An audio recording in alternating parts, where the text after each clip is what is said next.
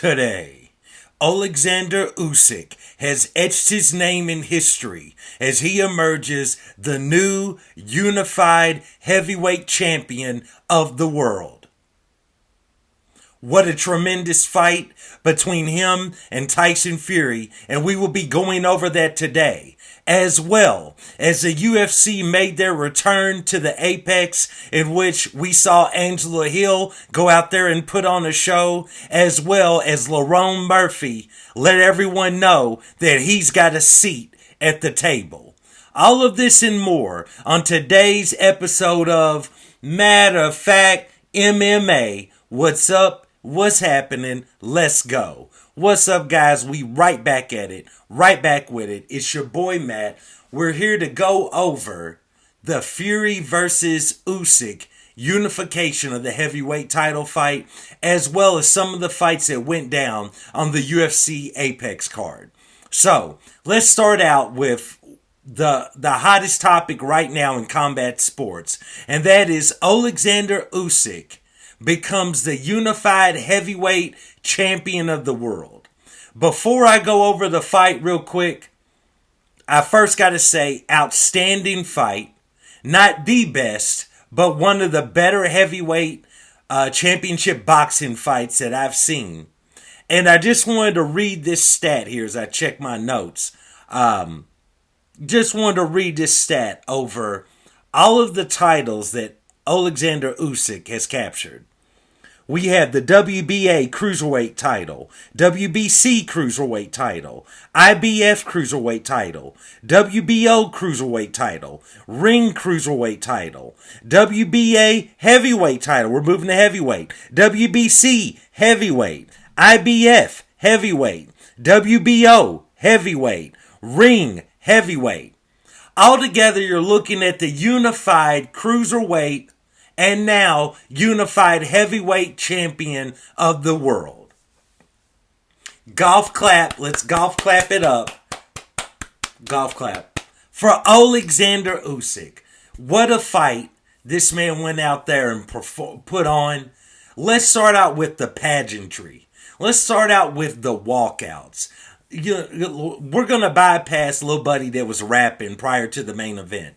But let's talk about the pageantry. We talking about Alexander Usyk walking out there looking like a boss. A Ukrainian boss, like a general. You know what I'm talking about? Homie looked like he was ready for war. He had the furry hat. He had the jacket. He had the men walking behind him. I'm talking about homie looked like he was ready to go to the battlefield. And his country's at war and it fit with it. Shout out to him and to the Ukraine. Now, let's move over to Tyson Fury, who comes out with the standard, entertaining Tyson Fury walkout. He's dancing, he's floating around. Like the commentator said, he looked like he was on his way to a sparring match. It was clear he was calm, he was collected, he was ready.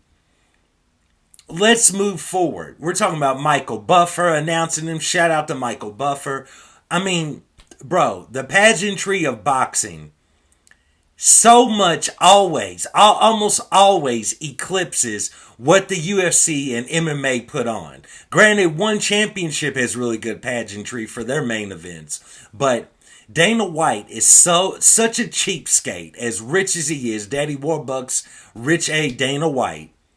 He's so cheap. He never wants to purchase anything. He never wants to purchase artists to perform songs. Never wants to go over and beyond on pageantry. We don't get fireworks. We don't get nothing mess around with Dana White. You know what I'm saying? We was lucky that in that Conor McGregor, Chad Money Mendez fight that we got some artists walking them out at that time. You know what I'm saying? Dana White is such a stickler for being boring as hell and always having his guys walk out to the ring. Just, bro, get over it, man. Put some money back into it, my dude. You got the bread. You could reach in your pocket, pull out the pocket change and afford the fee to add in some extra lights, some extra sparkles. I want to see some fireworks. Throw some kids out there with some jumping jacks. You know what I'm saying? Let's get it cracking out here. And it's like, but Dana White always got to be cheap. Nevertheless, shout out to everyone over in Saudi Arabia, we know they got money to burn, so they're always going to have the pageantry. They're always going to have everything top tier. But what a main event, I will say ahead of time. Now, I had the fight. I had Alexander Usyk winning the fight 7-5 rounds. Okay? That's how I saw it. And I don't see many people complaining really about Usyk winning. I mean, there are some Tyson Fury fans that are definitely talking about it should have been a draw or Tyson should have won. I don't necessarily see it that way. I could probably see a draw, though. I don't see Tyson Fury winning because I feel like Alexander Usyk landed the heavier, more significant shots. And then, of course, we have round 9, which we're going to cover in just a moment. So, I mean, to me, you have to go along with Alexander Usyk as the winner. Or you could do a draw because there were some rounds that were definitely toss-ups. And as I'm checking my notes here on these rounds, I mean, I'm just looking at it and what a fight this was. You had Alexander Usyk go out there, start off, in my opinion, Usyk took round 1. I think he landed the better shots than what Tyson Fury did. But as I'm looking at this, we go into round 2. Fury comes right back. We got round 3. Both men landed good shots, but I feel like Usyk got the better in that round. We had round 4 where Tyson Fury starts turning up the heat with these devastating uppercuts. I mean, devastating uppercuts to Alexander Usyk. We had round 5 where Tyson Fury goes to work with uppercuts and body shots. And at a moment, the way he's just sticking that jab out there, I mean, Tyson Fury looked like he was in a sparring session. He was just so free. He was so loose. And I mean, it was amazing to see. As we're talking about, as I said this about Max Holloway versus Justin Gaethje, we're talking about 2 top tier, the tippity top of the tier. You know what I'm talking about? Of 2 professional fighters, professional camps, professional game plans, professionalism. You know what I'm talking about? And Tyson Fury was just out there looking like he was in a sparring match, as comfortable as he was. We go into round 6. Round 6, Fury wobbles Alexander Usyk with 1:29 left in the round. I mean, wobbled him. Now, I would criticize Tyson Fury on this. I'm not sure, and the commentators also said the same thing. I'm not sure why Tyson did not, I'm not saying rush in, but I feel like he didn't go for the kill. And I'm not sure what was going on with that. Later on in the same round, we're talking about round 6, there's an uppercut with 1:14 left that rattles Alexander Usyk. That one caught him flush in the jaw. Remember jaw, because we're going to get back to that later into this breakdown. Bro, moving on from there. Of course, clearly Fury wins round 6. We're moving on into round 7. Round 7, Fury lands uppercuts again and hits Usyk with 1:12 left in the fight. I'm sorry, 1:12 left in round 7 with a devastating uppercut in which I believe it's been rumored, but I don't think it's been confirmed by Usyk yet. If it has, then let me know in the comments. It's been rumored that Alexander Usyk had a broken jaw. And if you go back and you look in round 7, 1:12 left in that round, Tyson Fury lands a devastating uppercut to Alexander Usyk, in which Usyk is blinking his eyes. He's kind of touching his face. His reaction to that kind of almost made me wonder if that's where his jaw got rattled. I don't know if that's what broke it, but maybe did the initial damage. Because his reaction to that, and whenever you watch documentaries or you watch any YouTube videos of professional fighters, whether they're boxing or they're mixed martial arts, they always talk about when your jaw gets broken, you almost get like these, for lack of a better word or term, lightning bolts. It kind of shoot up through, like they kind of shoot almost directly to your brain. Like it's like, oh, Like, it's a different type of pain, you know what I'm saying? Which is why it's always amazing when fighters are able to continue a fight with a broken jaw or a damaged jaw, you know what I'm saying? Amazing. Amazing. Let's move on from there. Now we're on round 8. Round 8, Usyk. Now, if I know anything, or if he ever releases it, we're thinking that possibly Usyk's jaw was broken or severely damaged in round 7. Round 8, Usyk starts fighting his way back. He starts making a comeback in the fight. And I'm checking my notes here if you keep wondering where I'm looking at. Bro, in this round, he comes back, he damages Tyson Fury's eye with the left hook. Devastating left hook. That's what damaged his eye, right? Very interesting. Let's move on from there. For that, because of that damage to the left eye from that left hook, I gave round 8 to Alexander Usyk. Now, let's talk about one of the most important rounds recently of heavyweight boxing, right? Considering it's all on the line, considering a unification, considering we haven't seen anything like this on the heavyweight level since Lennox Lewis, since Evander Holyfield. Let's talk about this round 9. Not saying it's the greatest or most exciting or most important round ever in boxing history. So I know boxing people are going to come for me. Again, I never profess myself to be a boxing aficionado or an expert. I'm just a fan, bro. So I'm just talking about it. But round 9, Fury rallies at the beginning of the round. Looks good. You know, still sticking that jab out there. Still throwing those uppercuts. Devastating body work. Shout out to Fury for the body work he does on Usyk. You know, he kicked it off like round 4 or 5. Devastating body work by Fury. Let's talk about this. As round 9 goes on, you're thinking, okay, Tyson looks like he's making a comeback. He's back to working the body. He's doing his thing. Alexander Usyk catches Tyson Fury.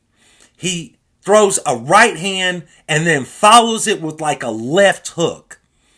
Right to the jaw of Tyson Fury and rocks him.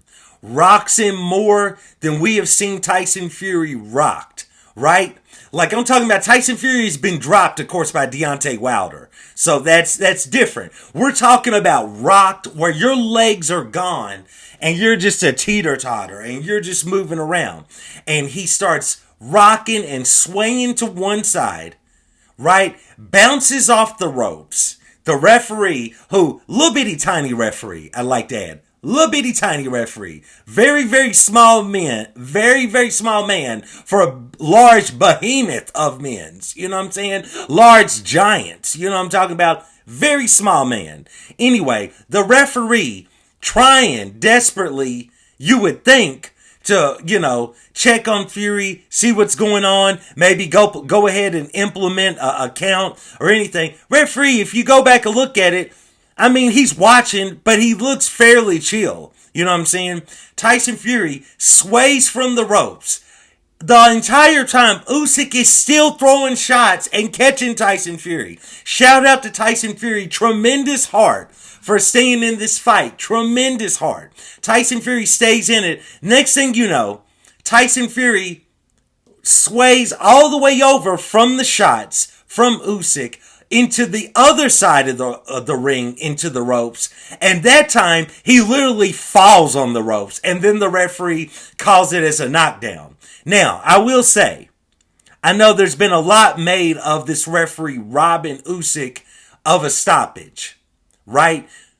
But I will say, I agree with that, but he wasn't the best referee, as well as in a heavyweight title unification with all stakes are on the line. Every stake, steak houses, porter steaks, you know, Wagyu beef, it's all, every steak, every stake That type of steak and steak steak was on the line. You know what I'm talking about?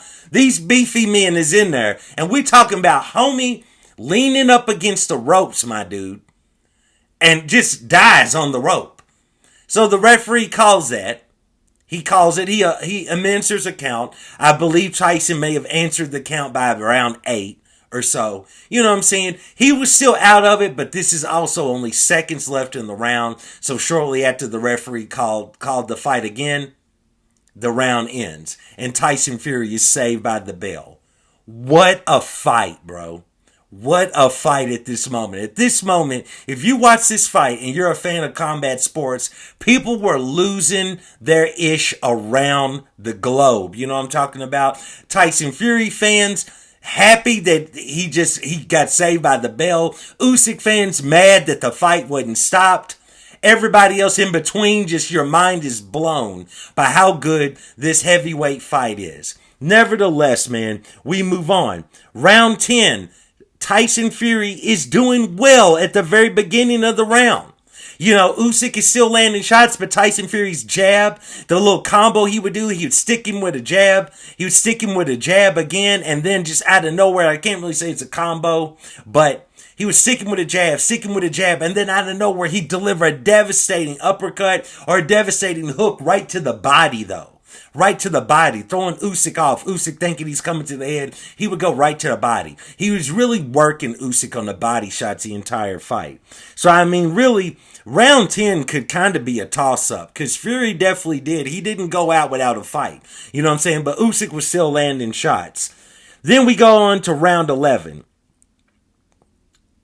Usyk is basically, now he is controlling the ring, right? Fury's landing some good body shots. No disrespect to him. But at this point, in my opinion, Usyk senses that the fight is at hand and it's in his favor. Now, I will say again, Tyson Fury is kind of boxing him around early in the 11th round, but at the very end, Usyk lands a devastating punch on Tyson Fury, and then the bell sounds. So, in my opinion, I think that was the most significant power shot of that round. So, I feel like he kind of could have gave that to Usyk, but I'm not really sure, bro. Then in the final round, what a fight. What a fight. Final round.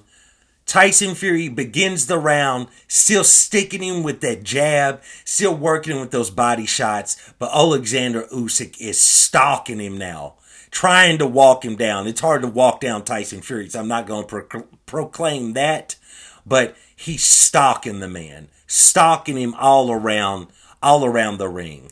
Outstanding fight. He finishes round 12, the final round. He finishes it strong. What a fight, bro. What a fight. Alexander Usyk wins the fight. It was a split decision. So, one of the, some of the judges saw it, one of the judges saw it differently, we'll say, and scored it for Tyson Fury. I really don't see that at all. I know Tyson Fury, his reaction on the mic is he feels like he won the fight, which, no disrespect, I mean, what do you expect, dude? What do you want from the man? He's not getting ready to go out there and be like, oh yeah, I did lose that fight. He's putting in his bid. They automatically have a contracted rematch, possibly set for October. It has to be, reenacted by Tyson Fury, but I'm sure that he will. And he said as much at the end. He's also made comments about, him being, Usyk's country being at war, and that's why why the judges leaned in his favor. I don't agree with that either. In my opinion, I don't think Tyson Fury won the fight, but there is a world where I could see possibly a draw. But outside of that, you got to give the win to Alexander Usyk. What a great moment. What an emotional moment when they read Usyk as the winner. You saw him looking up at the sky. You saw him mouthing words. They had talked about this was a dream between him and his late father, who, definitely early on in his career, up until his time of passing, was one of the main people that helped him with coaching, that helped him just with that fighting spirit, you know what I'm talking about? So you could tell that it meant a lot to him, not only to win this, for his country, for himself, for his entire boxing career, but also for his father, being one of the wishes is that he would be the man to unify the championships. Outstanding. While we're talking about unification, boxing is kind of dusty. So, the prediction is he's probably only going to be the unified champion for roughly about 2 weeks. Then they're going to go ahead and start stripping him of some of those belts so they can go ahead and start having the mandatory fights. But regardless of that, bro, shout out to Alexander Usyk. He goes out there. He does his thing. What a tremendous story in this fight. Tyson Fury starts off, Usyk starts off the fight good. Tyson Fury takes over the whole middle portion of the fight. And Alexander Usyk, had to fight his way back into it. Tyson Fury did not go into the night without a fight. And it went right down to that 12th round where Usyk put the stamp on it. So like I said, I only had Alexander Usyk winning one more round than Tyson Fury, and that's why I would have given him the win. What a fight. Tremendous showing, man. Shout out to both men. I can't wait to see the rematch after this. I'm going to make a video a little bit later in the week where we're going to talk about if they don't end up doing the rematch, where both men could go as far as their possible fights. But nevertheless, shout out to both of them. Great, outstanding fight. Let's move on. Let's move on to the UFC. UFC and the Apex. Now, this wasn't the best card.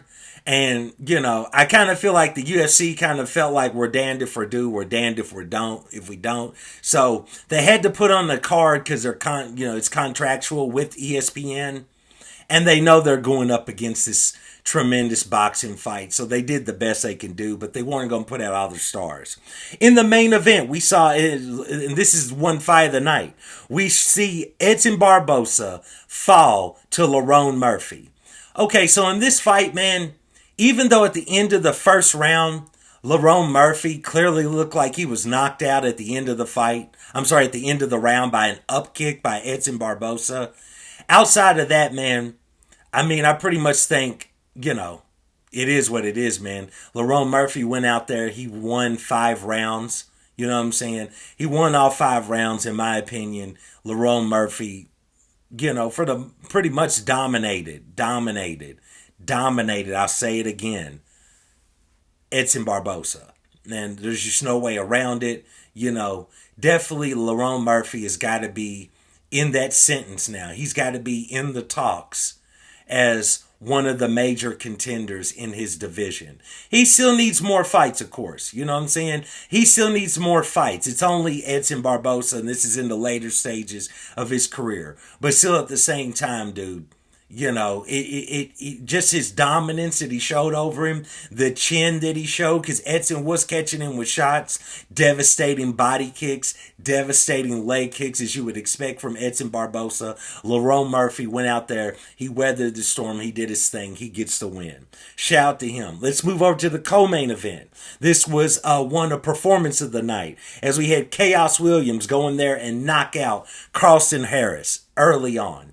Chaos Williams looked great, man. He looked great in his return. You know what I'm saying? Also, as I'm going through this, I just want to make a few picks. Man, your boy was cleaning up on DraftKings on Saturday night. You know what I'm saying? For one, I picked Alexander Usyk to win that boxing match. So that's for one. Also, I had picked Lerone Murphy to win. I picked Chaos Williams to win. Shout out to Chaos Williams. Knocks out Carlston Harris. It was amazing. Next, we had Themba Gorimbo go out there, and he beats Ramirez. I had Themba Gorimbo winning that fight. Outstanding on me again. We cleaning up with DraftKings. Holla at your boy. Sponsor the show. Get in on the ground level while you can. Man, we had Adrian Yanez go out there and do his thing against Salvador. I called that one. I said Adrian Yanez was going to win that fight. Next, we had my girl Angela Hill go out there and get performance of the night. How about D1 Angela Hill? How about that? Angela Hill looks great in the grappling, goes out there and gets a sneaky guillotine and wins. Jumped to Gilly, won the fight. Shout out to Angela Hill, who beat out Luana Pinheiro. Bro, I called that one too. How about old Tom Nolan? Oh, Tom Nolan goes out there. Devastating knee. Shut down the liver. Shut down the whole midsection. Whole midsection of his opponent, Victor Martinez, fell out on the floor. Whole midsection. Fell out on the floor. Shout out to Tom Nolan. I picked him to win as well. How about Omar Sy? I picked him to win. He goes out there, devastating submission finish. You know, what can you expect though? Tuco Tacos, homie took the fight on short notice, barely had time to get ready at all. But still, Omar Sy looks good, goes out there, gets the win. How about Melissa Gatto? Melissa Gatto goes out there and defeats Tamaris Vidal by tit punch. How about that? How about that? You know what I'm talking about? I had Melissa Gatto in that fight. How about Abus Magomedov goes out there and defeats Warley Alves. I called that one too. What y'all want from me? How about Ariane Carnelossi?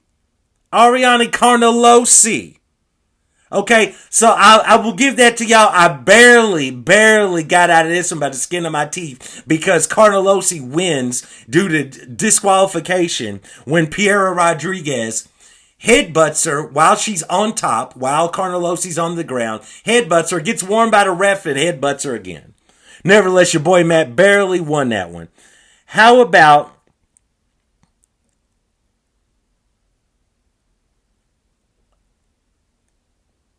Eli Tanghele? How about him? How about him going out there and getting the win? What about that? How you feel about that? How about the only one your boy Matt missed? The only one your boy Matt missed. Oh, I'm sorry. He beat Clayson Rodriguez.